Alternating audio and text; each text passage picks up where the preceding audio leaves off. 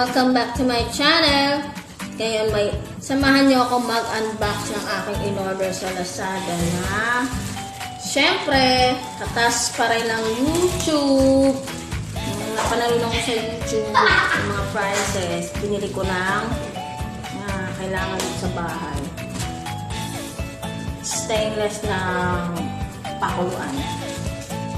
Tara. Okay. Kararating lang nito ngayong gabi eh. Kaya, i-unbox na natin. Kasi gagamitin ko na siya bukas. Tara, unbox na natin. Okay. Okay. So. Ayan. I-open natin.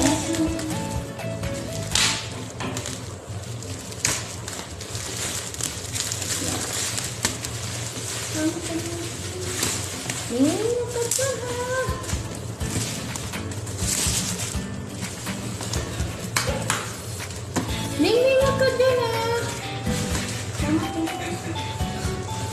Ano? Hindi kaya.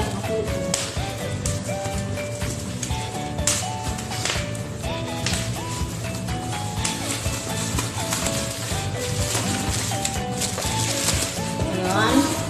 May makulit akong pusa dito. Sige.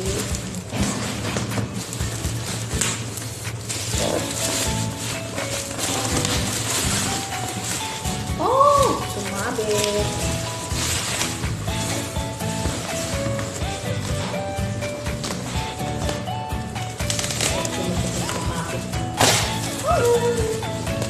Punit na siya guys. Pasensya na.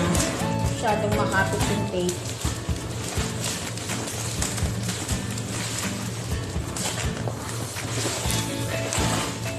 Yupi-yupi lang na.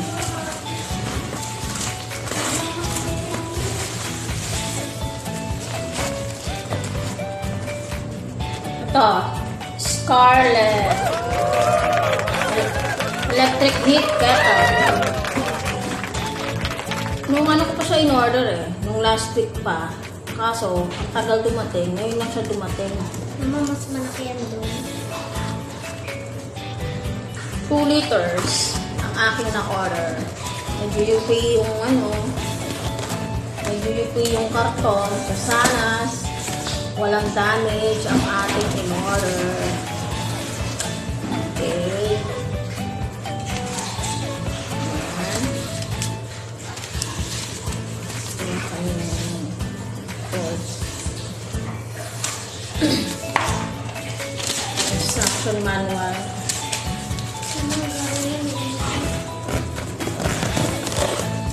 Charan! Yun! Ang laki! Bumili ako nito kasi sira lang yung dati ko ginagamit. Anabisyo yun. Ito, itatry ko tong Scarlet. Sana naman matibay siya. Magamit na matagal.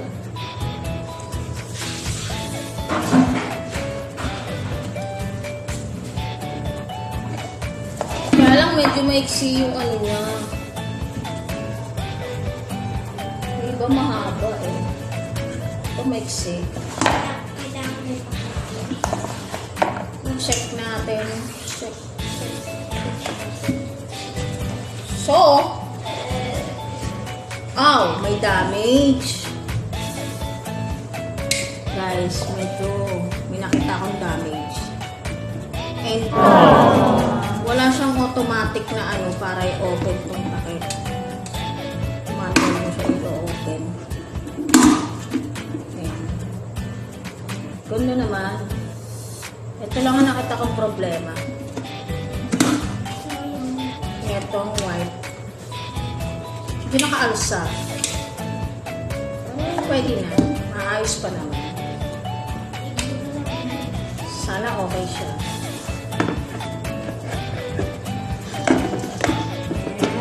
Okay. So na nga guys. Tapos na po akong mag-unbox ng aking electric kettle. bukas magagamit ko na siya. Ilang araw ko din hinintay. Salamat guys! Thank you for watching! Bye!